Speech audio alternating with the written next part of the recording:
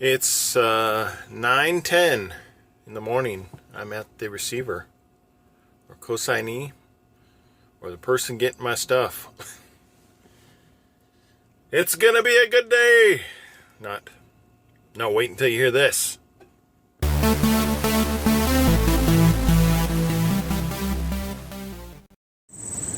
All right, other than harsh sunlight early morning, there's the receiver. They make aluminum cans for just about every soda you can think of, because I just walked through part of the plant trying to find somebody to talk to. There, I can see myself. And pretty interesting operation. I went in there. Apparently the guy that does the receiving is supposed to be at the door, but what I discovered as I arrived was that there's a truck ahead of me, and that's always the case. But he let me know as I was pulling down that in between those trucks right there. Here, I'll show you.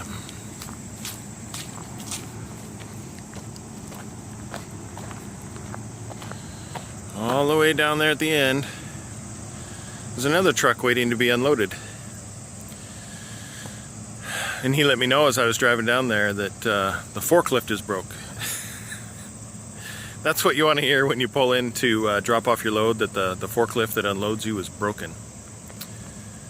And so, long story short, after I talked to the receivers there, they got an update, and they said we're projecting 3 o'clock. So I'll be getting, I guess, detention pay until about 3. That's going to use up a lot of my hours for driving. So that's like a pay cut, because at 65 miles an hour, I figure I make 24 to 25, well, probably more than that. I haven't averaged it up recently with my new pay rate, but it's at least $25 an hour. That'll be down to 15 while I wait. And apparently there may have been a lack of communication between this company and whoever they need to communicate this information with, because my load's still in the back of the truck. Made it here safe and sound. They told, apparently they called the shipper where I picked up this aluminum from. At least that's what they communicated to me. They said, yeah, we passed this on that we needed this downtime to work on our forklift. So I don't know if it's necessarily broken or if it's down for a scheduled maintenance procedure that's going to take until 3 o'clock. And maybe there's something wrong that they've been postponing until this specific day to fix, and as a result puts the forklift out of commission for the amount of time it takes to do whatever repairs they need. So they communicated that with the shipper, but I don't know if that necessarily got passed on down the line, because my work assignment says from 0600 to 1800 I can deliver, and I'm here at what did I say? It's 9:14 right now, Central Time. It's 8:14 Eastern Time. And I'm ready to unload. Well, sort of. That guy in front of me needs to unload. I asked him if I can untarp, and I think I'm just going to, since it's going to be that length of time, I feel more comfortable leaving my load all tarped up. And I think it did well. Overly well. I get concerned with these loads because my straps, these are, as I've said before, aluminum coils are sensitive. So usually there's some kind of adjustment needed to be made on your straps because they loosen up as the load settles in down the road. That's why you do load checks at 50 miles and every 150 miles, and depending on the load, sometimes every 100 miles, to make sure your securements are tight. Well, every time I've checked, mine have always been, I haven't had to adjust them once.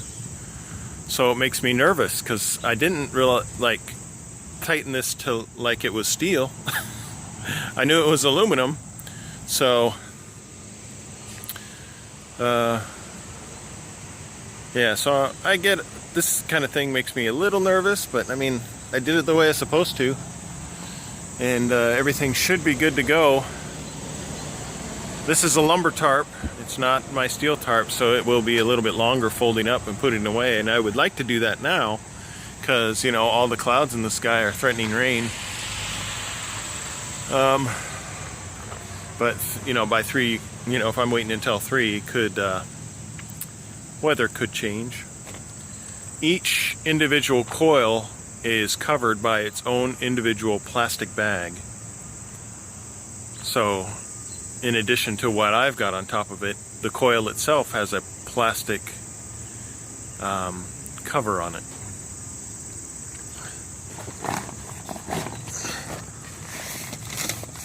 I don't know if you can see that. See, right here? It's got plastic on it, and to help reduce any type of weather getting into it. And I'm assuming this may affect my pre-plan, and I'm not too... The thing I like about having a pre-plan is, and the only reason I like to have pre-plans is if my Omnitrax stops working. What I mean by that is when I send my empty call, if everything's working 100% to plan, I send in my empty call, and within 15 minutes I got a new load.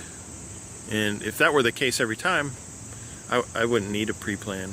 But the thing I like about pre-plans is when my Omnitrax has a hiccup and says to itself, you know what, I'm going to wait to send this empty call. Maybe 3 hours. Because that's happened before. The pre-plan allows me to be like, hey, okay, I see what city it's in, and I see the name of it. I can look it up on Google Maps and find the place myself and start heading towards that. So as I'm moving down the road and the Omnitrax says, you know what? Alright, I'll send the empty call, and it sends it in. I get, you know, all kinds of messages after that, which is great because that's the way it's supposed to work. Get my new work assignment. But anyway, my pre-plan, it may change because I'm going to be here for several hours, and they may need somebody else to go get that load. So we shall see. I'm parked on this little side access. I mean, you've got this road that comes down here. This is the Stewart. You can actually see planes out there. Oh, wait a minute. Let me put on my glasses so I can see far distances. From here, it looks like C-130s. But there's also, you know, it's so far away I can't make out the number of props. And I've got it zoomed in as far as I can. But it looks like C-130s. But anyway, Stewart Airport. And this is like a side access road that comes in behind this manufacturing plant.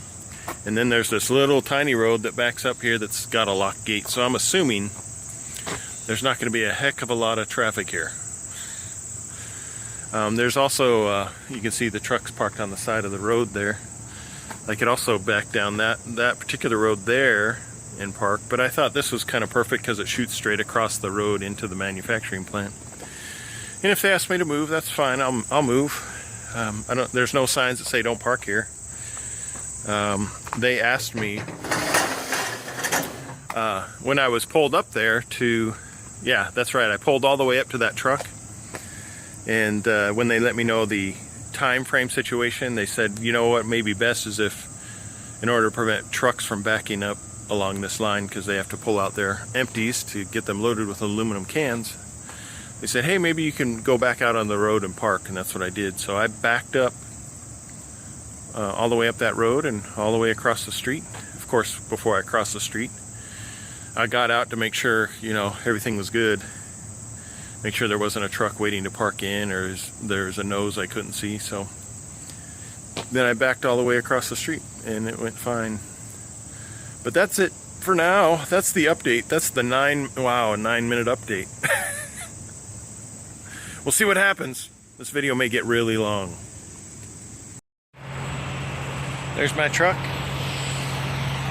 And if you can't tell, I'm at a Freightliner because I throw codes like a boss. I dropped off my load of aluminum actually at 11 o'clock, or around that time frame. so I got out of there pretty quick. But now my truck's throwing so many codes that they actually called me because they get all that over the Qualcomm. And now we'll see what happens next. But it's Wednesday, and I'm pretty sure I'm staying the night here. This might not be good.